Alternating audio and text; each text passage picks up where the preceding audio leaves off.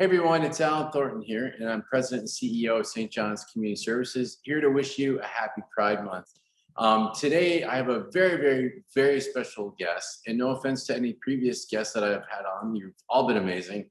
But today, I'm honored and privileged to be able to interview and talk with my teenager, Rowen. And so, Rowen, happy Pride and welcome to Advocates for All. Okay. Hi, I'm I'm Rowen. Yeah, I'm non-binary.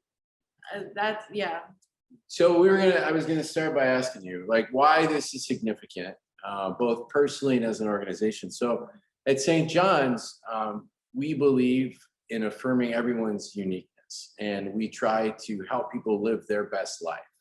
And this past year was significant in our lives and in our relationship because you came out to me last fall and said, "Hey, Dad, I'm non-binary," right? Yeah. And so,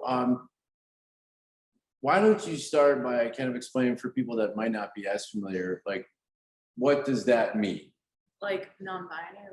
What does that mean, and what are your pronouns, and maybe why are pronouns important? I mean, non-binary is kind of like, oh my God, non-binary is kind of like an umbrella term within the LGBTQ plus community. My pronouns are they, them. So yeah, but there's like a whole spectrum and like wide array of different things. And so, in one regard, like, as non-binary, you're not identifying particularly as any particular gender, correct? Yes. Okay, because like some of this, I think, is a lot of people are very aware of kind of what's going on with this stuff, and then there's a lot of questions about it, right? And people that might not know and might not fully understand. So, why are pronouns, like, in your perspective? Why is that important to you? I think it's important because it, like, I mean, first of all, it's validating to like how you feel, and like, I mean, it's part of a person's identity and how they like want to present to the world. Right, and so you've even gone a step beyond pronouns and started using a different name, right? Yeah. Like, so in December, I think that's when you let me know, like, you were going to start going by Rowen, which happened to be your middle name. Yes. And not your birth name. So kind of talk about, like, what prompted that, like what was kind of the cause for that, and why did you make that decision? It's kind of like, because sometimes when you like actually start identifying with the like pronouns that you want, you kind of associate your old name with your dead pronouns is what they kind of would be. So it's like, it's easier, but also like more affirming to like use a different name, at least for me. Like, yeah, it would just be so weird if I still went by like my dead name. Yeah, and so was that a significant moment for you? I mean, kind of. It's definitely like significant that people like use it and are like respecting it. And I'm sure that that's like the same for most, like, I guess, LGBTQ people. And let's get perspective on that too, because obviously I knew you by a certain name for 16 years. And so I wanted to use your pronouns, and I certainly wanted to use your name that you identify with. But once in a while I'll slip up, or have slipped up. Like, what is that from your perspective? Because I think some people get concerned that if they make a mistake, it's like they're going to be judged, and they're trying. Like, what are your thoughts on that? So the thing is, oh my God. So the thing is, it's okay to make mistakes as long as it's not with malicious intent, like not on purpose or anything. The other thing is, like, as long as you're aware of it, that you've made a mistake, then that's also important. Because in my personal experience, I have a very hard time like correcting people if they use the wrong name or wrong pronouns. I'm lost. Coming back. Aha. But oh, you want me to Don't keep going. Okay, but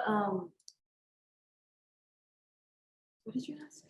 I asked, is it a big deal if someone makes a mistake relative to pronouns? And it says, not if it's not with malicious Yeah, intent. sometimes like it can be, especially if someone is very like dysphoric towards the wrong pronouns or towards their old name. And that could be because maybe there's some trauma associated. Yeah, or it could be. Yeah, so there could be some reasons why they're sensitive, Mhm. right? And certainly identity, I mean, our identity is probably the most sacred thing that we have, right? In so many ways. So, it matters, for people to be making the effort. But I think what I've learned from you is, as long as people like catch themselves or it's not malicious intent, I think it's important. I want to ask you another question while we're talking about this. So, was it a big deal for you to share this with your mom and I? It was a bit of like, I knew you guys wouldn't mind. Like I wasn't like afraid. Like thankfully I didn't have to deal with that. But it was more like I was scared of changing your perception of me. Because it's been like a perception that's withstand 16 years. So like that's something, like yeah. So, so I believe your mom and I have done our best to support you in this time of your life and how you're identifying. So, but I imagine you both have heard of people and have read of situations where that wasn't the case. Yeah.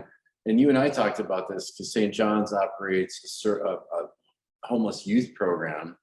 And the stats are very high that about 40% of homeless youth identify, and are often it's when they come out that Yeah. creates, like, sometimes they get kicked out of their house and that actually ends up creating their homelessness. Yeah, it's really quite like, it's like sad. It is just sad.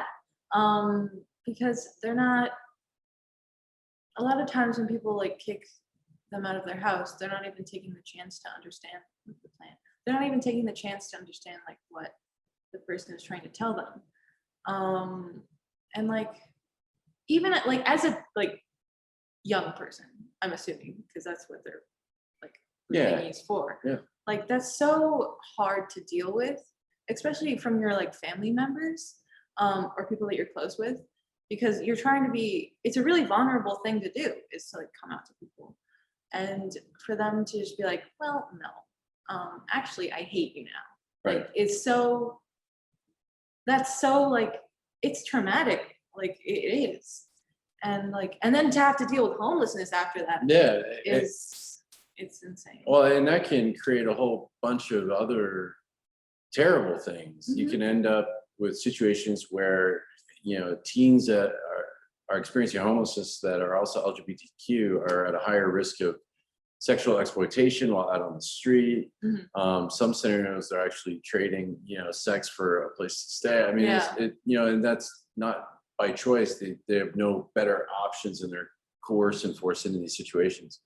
So, for our perspective, we want to try to create as an affirming environment as possible so that people feel safe to engage with us and know that they're going to be cared for and supported, on their path towards what they want their lives to look like. So, Rowen, what are other kind of, are there other pieces of advice or other observations? You and I sat up the other night and talked for almost 2 hours about pronouns, and you were sharing with me that there's this whole nother level of pronouns that are coming out, that are being, people are identifying with. Yes. And it's like, it's still, I'm learning what it is, but it's a neo pronoun. Yeah. Right?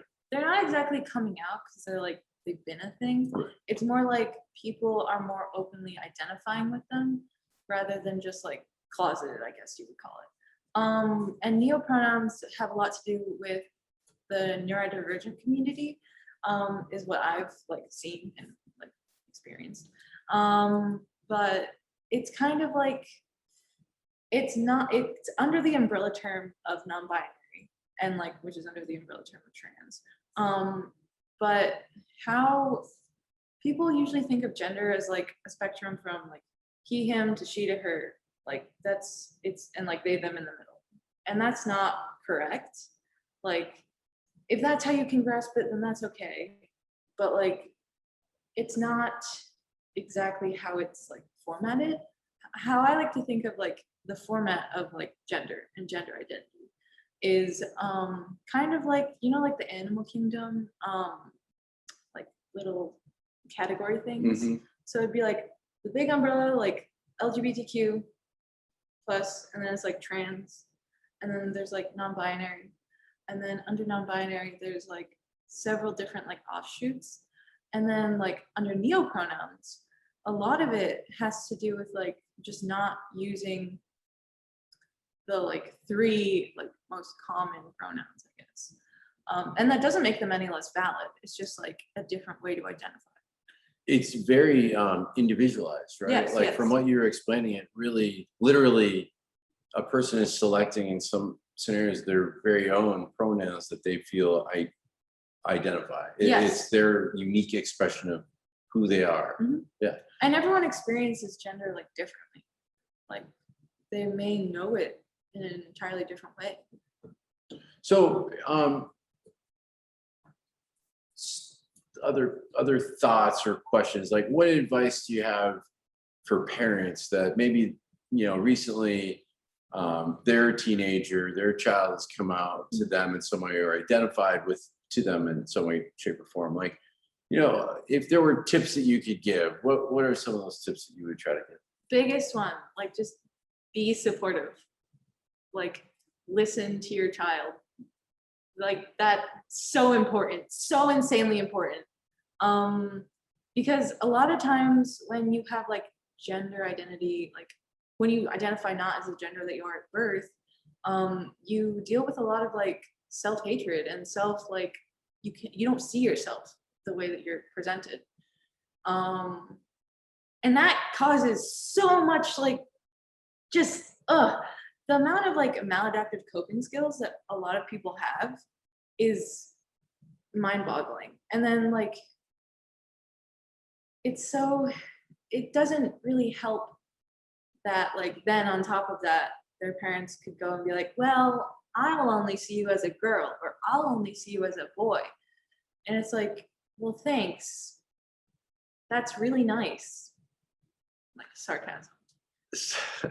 So, like, for you, has it been, because you shared about kind of some of the challenges when you were born a certain gender, Yeah. but then and you grow up as that gender, and then there's somewhere along the line where that doesn't fit, like where mean, you feel you don't necessarily identify fully 100% with that. it's less like somewhere along the line. It's more like continuously, like always. But then like finally finding a point where like being aware of that. Oh, like once you're made aware of the fact that like you like this feeling that you're feeling is like a thing and it has a lot of social weight to it, like that can send you like spiral. So for you though, have you found that as you've kind of stepped out and been more public about who you are, has that been positive for you? Like, Oh yeah. Like in what way? I've definitely been a lot more like social, like I guess not, I don't know, it's just so much more comfortable. Like you're just comfortable in your own skin as much as you can be with not having the correct like gender. But like it just, when you can start identifying like as you are, like mentally, and work towards that goal physically, it's pretty cool. Well, it's been certainly cool to watch, and I think I've seen you grow a lot in the confidence of who you are. Mm-hmm. It makes you more like, it's hard when you like know something and you're trying to like not let anyone else know, but also trying to find little ways to like express yourself, especially if it's heavily discriminated against. And do you feel like you were doing that for a while? Oh, for sure. You've been doing that for a while. Oh, for sure. Kind of trying to like deal with, I'm not this person. Yes, like, and find ways of who am I? How do I let that out without like distinctly as a kid, oh my God. before I knew what non-binary was, I would always be like, what if I was like a boy? Like that was just my internal thought process at the time. I was like, what if I had like short hair? And then I cut my hair short like when I was in like 6th grade. And I was like, this is awesome. This is amazing. So you had mentioned, use the word continuously before when talking about that idea. When would you say you first had a sense that you were challenged with your identity relative to how you were like assigned at birth? Yes. I'm not entirely sure, but I also have a really bad memory. So maybe like I don't exactly remember when I learned the term non-binary. Maybe like a couple years ago, maybe. But for a long time I was in denial. For a long time I was in denial. So I was like, definitely not. I was like, it's no. And so like also on the opposite end of like wanting to express yourself how you feel comfortable, sometimes people go the other way and like lean heavily into their gender assigned at birth as a way to like deny those feelings and kind of push them away. So like for a little bit I was like hyper feminine all the time. Interesting. So that was like almost kind of a reaction. Yes. Yeah. And then like because of that, for a little bit after I came out as non-binary, I like would just stay away from dresses and skirts because I was like, those I like assimilated with like hyper femininity. Okay. And like it just was hard. It was a hard bridge to cross. And I feel like now it's like you, in terms of, you mentioned dress, you're pretty fluid, I think, at this point in time. Like there's days where you are coming out and you've got a dress on or a skirt, and then other days where you're kind of like this, where this is pants, whatever, right? I mean, so for you, is that part of, again, identifying this is how I am and I'm comfortable with it that? makes me feel comfortable. But the other thing about that is that like clothes don't define your gender.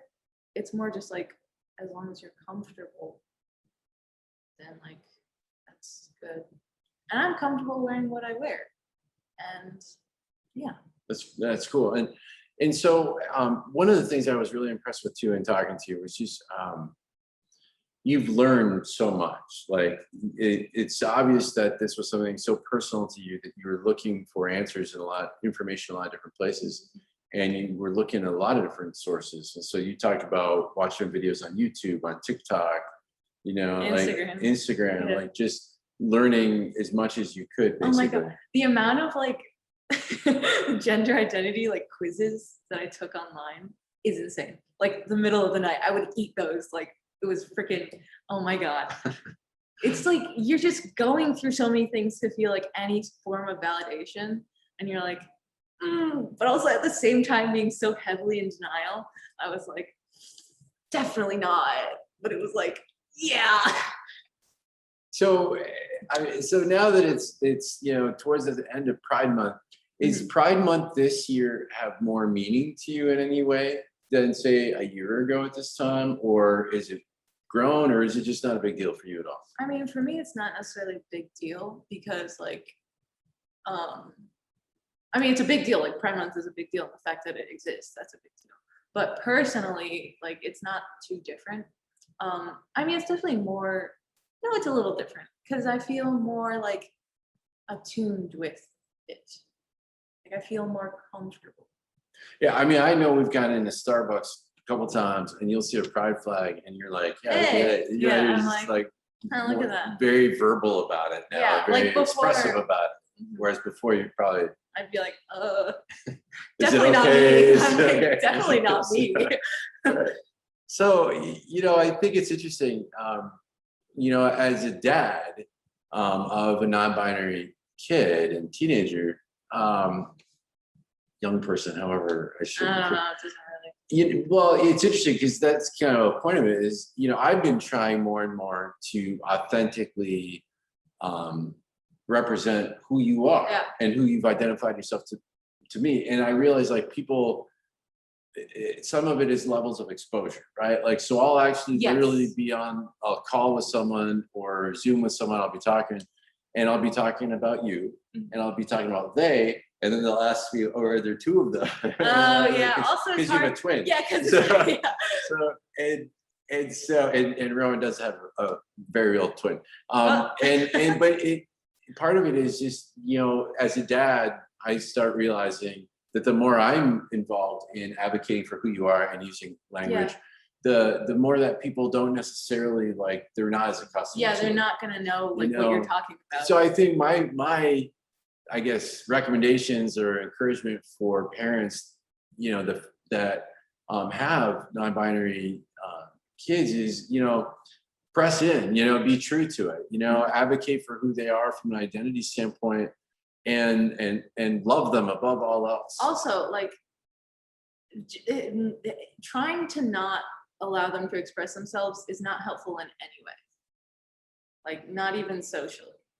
Okay, so can you unpack that a bit? Why? Like, I guess the whole thing with it's still kind of going on too, conversion therapy, or being well, we're gonna force you to dress hyper feminine, kind of. That literally just breaks down your child's self confidence, and steeps so much self hatred, and then apathy.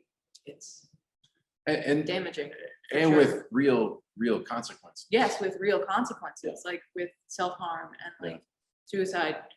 Those are very big factors in the LGBTQ community, because of the lack of acceptance from family members. Yeah. And environment.